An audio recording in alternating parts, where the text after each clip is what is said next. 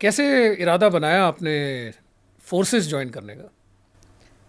Well, forces join करने का इरादा मेरा शायद बचपन से ही बन चुका था, क्योंकि जब मैं छोटी थी मेरे पिताजी सीआईएसएफ में काम किया करते थे। यही हैदराबाद की पली बड़ी हूँ मैं, तो जो मेरा स्कूल था वो एक एयरफोर्स स्टेशन में था। और उसी समय हम काफ़ी एयर शोज़ हर दिन, शायद हमारे स्कूल के ऊपर से काफ़ी एयरक्राफ्ट्स उड़ती जाती थी। तो एक ऐसा छोटा सा इरादा बन गया कि मेरा कि मुझे पायलट बनना है। और फिर मैंने अपनी पढ़ाई फिनिश की। मैं I am a engineer in metallurgy from Hyderabad itself. तो तब मैंने निश्चय किया था कि मैं किसी आर एंड डी या किसी इंडस्ट्री, स्टील फैक्ट्री, शायद उनमें जाके काम करूं। लेकिन तब ये बहुत चौंकाने वाली बात थी कि काफ़ी ऐसी इंडस्ट्रीज़ हैं जिन्होंने रिफ्यूज़ किया था कि वो फीमेल कैंडिडेट्स को नहीं लेंगे।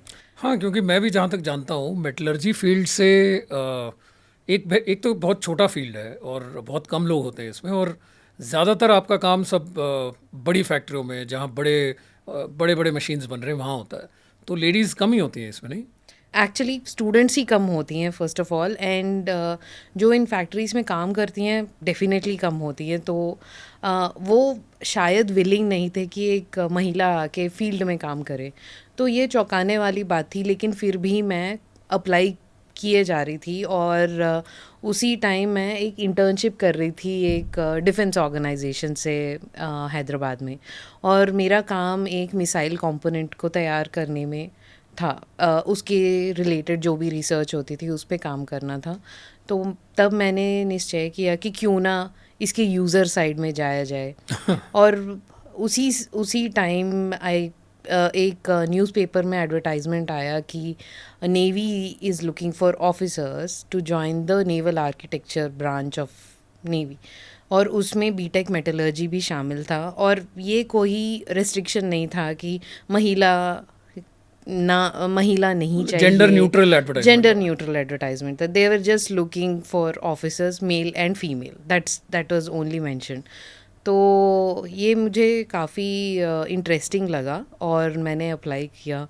और और जैसे कहते हैं rest is history. Rest is history. Navy join करने का फैसला तो कर लिया ऐश्वर्या, लेकिन आपके घर पे लोग सपोर्टिव थे या कैसा था? पेरेंट्स सपोर्टिव थे आपके? वेल, आई थिंक ये मेरे लिए काफ़ी सौभाग्य की बात है कि दोनों पेरेंट्स मेरे, बोथ फादर एंड मदर, बचपन से ही काफ़ी सपोर्टिव रहे हैं।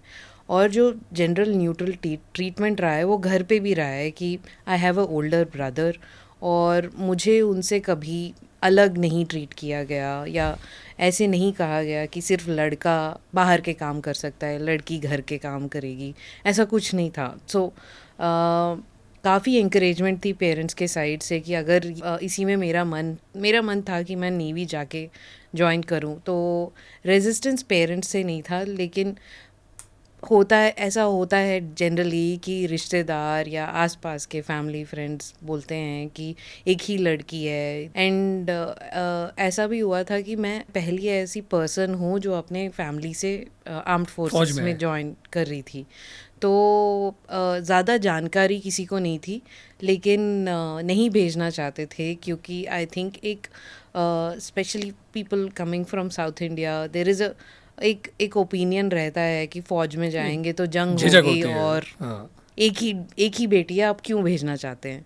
सो और ये भी होता है कि वहाँ एक कमेंट आ जाता है कि कल्चर ठीक नहीं होता, लड़कों के साथ उठना बैठना होता है, तो आपको नहीं भेजना चाहिए। सो ऐसे काफ़ी चीज़ें आई, बट आई थिंक मेरे पेरेंट्स ने कभी मुझे कि जाने से नहीं रोका, या कभी क्वेश्चन किया कि why do you want to join only navy and not go anywhere else.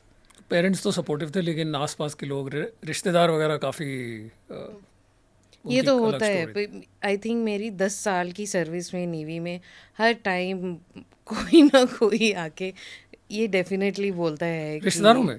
Definitely कि ये हुआ हो चुका है कि अभी तो शादी हो गई, अब छोड़ दो। ये हमेशा होता रहता है कि कोई ना कोई आके बोलता है। इनफैक्ट जब I may be digressing a little, जब मेरे लिए शादी के लिए रिश्ते ढूंढे जा रहे थे तो लड़के वाले ऐसे आए जिन्होंने बोला अगर आप नेवी छोड़ दोगे तो हम शादी कर लेंगे। शादी करेंगे. तो फिर आपने क्या चुना, लड़का की navy? Of course, I joined Navy as right after college. Is just like I was a kid and right into the Navy. So Navy, or I would say armed forces, has shaped my character और identity जो personality है, बना दिया एक आपकी। personality जो है वो Navy ने ही बनाई, तो मैं क्यों छोड़ूंगी. तो आपने पेरेंट्स को मना लिया, रिश्तेदारों को मना लिया, और फिर आपने एंट्रेंस एग्ज़ाम दिया कि कैसा हुआ?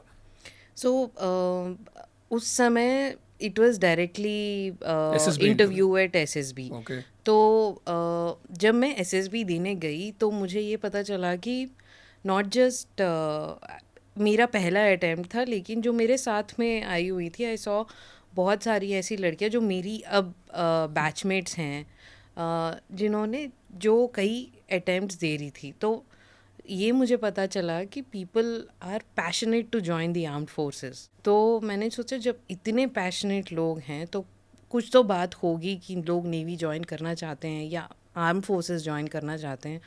और जब मैं एसएसबी के लिए गई थी कि करीब 150 लड़कियां आई हुई थी, उसमें से पहले राउंड में 30 शॉर्टलिस्ट हुई और एट द एंड 6 लड़कियां सेलेक्ट हुई. बहुत टाइट फिल्टर है तो। बहुत बहुत टाइट फिल्टर है and selection process is also, I would say बहुत ही होलिस्टिक सिलेक्शन प्रोसेस होता है, जहाँ पे एक जो भी कैंडिडेट होता है उनका physical, mental, every way they are tested. And I think the entire test is formulated इस हिसाब से कि देखना चाहते हैं कि वो कौन सी कंडीशंस में कैसे रिएक्ट रिएक्शन करेंगे. करेंगे। सो उस हिसाब से तो आप पहले सिलेक्शन. में ही सिलेक्ट हो गई? Yes, very nice. first attempt. I think maybe a lot comes with the way we are in general. I think one thing I have learned from my father is to be absolutely honest or be authentic. कि आप अगर हम pretend नहीं करते कि as somebody else or try to be something else, we will get through. And मेरे interview process में भी यही हुआ कि आई वॉज एब्सोल्युटली जो Honest. जेन्युइननेस है वो दिख के आ जाता है दिख के आ जाता है इंसान कि का। अगर आप गलत भी कुछ प्रिटेंड करने को ट्राई कर रहे हो, वो पता ही चल ही जाता है कि इंटरव्यूअर्स नहीं, सिर्फ मुझे नहीं और 10,000 कैंडिडेट्स को किया होगा, तो definitely they would get to know. मैं ये इसलिए पूछ रहा था ऐश्वर्या, क्योंकि जहाँ तक मुझे पता है कि अनलाइक मेल कैंडिडेट्स, चाहे वो आर्मी, नेवी, एयरफोर्स हो, लेडी ऑफिसर्स का सिलेक्शन में बहुत ज़्यादा लड़कियाँ सिलेक्ट हो जाती हैं लेकिन मेरिट में नहीं आ पाती. तो आई थिंक आप वन ऑफ द फ्यू होंगे जो एक ही गो में from SSB to medical to merit आपने क्लियर किया और एक्चुअल मतलब एकेडमी में पहुंच गए. तो इसीलिए मैं ये इस बात पे ज़रा गौर कर रहा था.